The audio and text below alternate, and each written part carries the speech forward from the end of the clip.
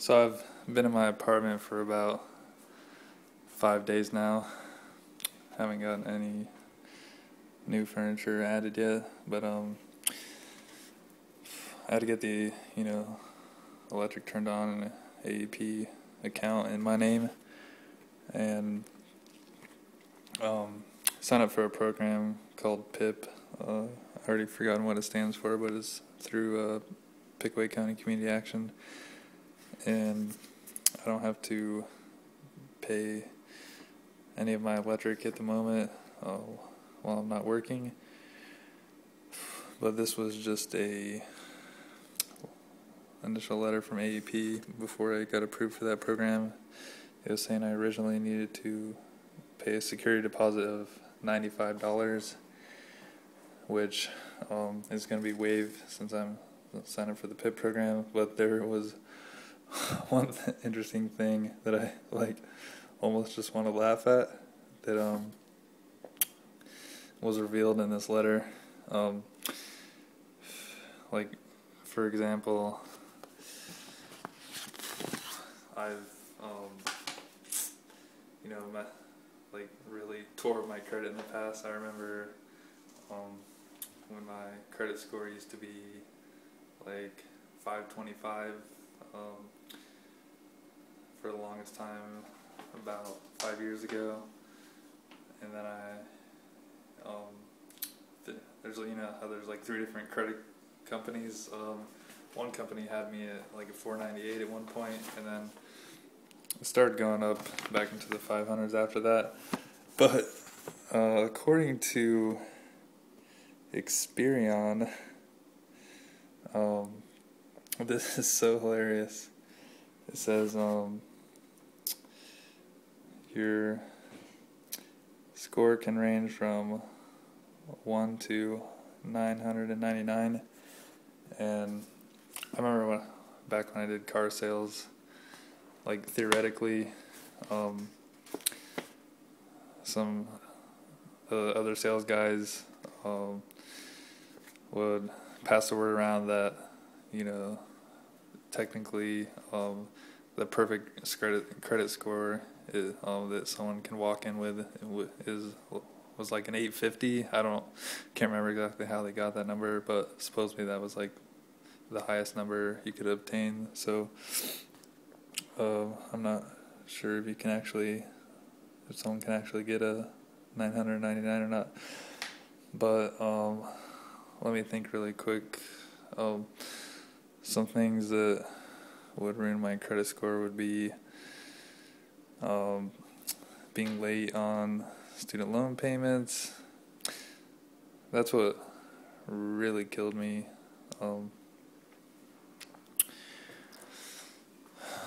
When I was in the Navy, I went 6 straight months without making a loan payment because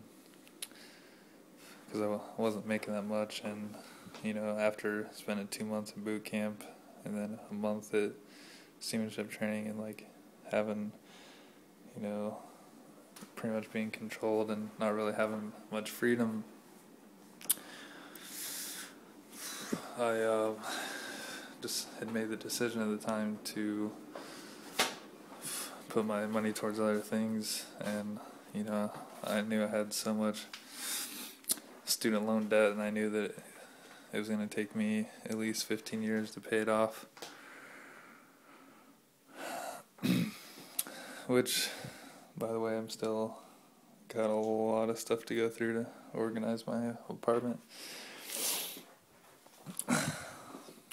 Been feeling under the weather, and just riding my bike across town to a couple of different places to find a job and to go to the library. It's wore me out. And then last night, for some reason, I slept with a bunch of layers on, and I still woke up freezing.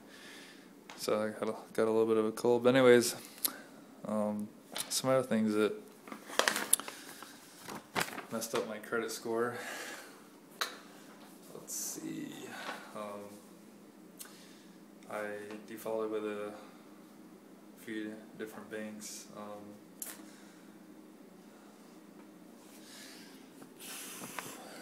can't remember how many banks exactly, but I didn't think my bank situation was so bad because when I went out to, like, for example, if I try to get like a checking account here, check systems automatically turns me down. But when I lived in Las Vegas last year, I got approved at like, one of the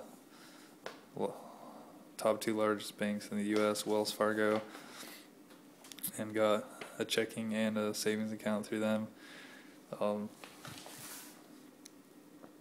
So, I didn't think my credit was that bad because I got approved through them. It was so bad, even the West Coast would know not to, risk my history of overdrafting and then never paying the money back. Anyways, I'm sure there's a few other things on my credit score. Maybe some, so like some cell phone contracts that I didn't go all the way through. How they always try and get you, with a 2-year contract, and gosh, by the time you're only a couple of months in your contract, like, cell phone technology is already like advanced so much, and like you're not even satisfied with your phone anymore. But it's hard to want to stay with that. But anyways, as you can already see, out of 1 to 199, they said that my credit score was a 1, and that was dated recently. So I like almost busted out laughing because, like, are you serious? Like, 1 out of 199? Like, I haven't even like done anything recently to make my credit be that low.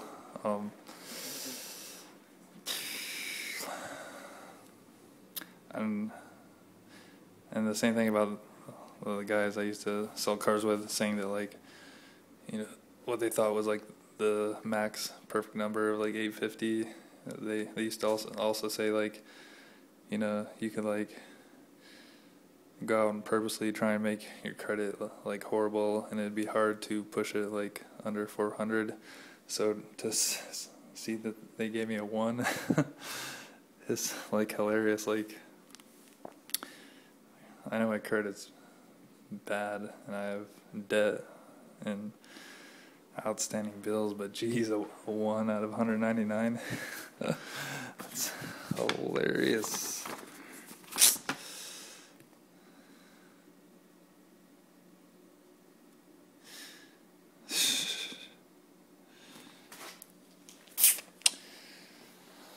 So, anyways, it's Friday. Gonna probably head over to the YMCA. I almost don't even need to ride my bike, but I will anyways. It's like, let's see. You just like go down the road here, take a left, and you're there.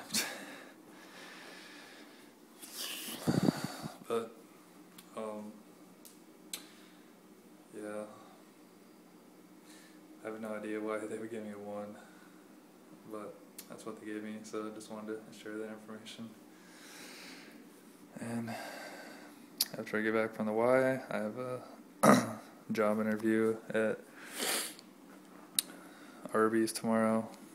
I'm sure they're gonna offer me the typical minimum wage around here, $7.40 an hour. After talking to the manager and getting the interview the other day, it seems like they're gonna hire me. And if they don't, backup job is Rural King, which supposedly they don't plan on hiring anyone for another half week to a week and a half. So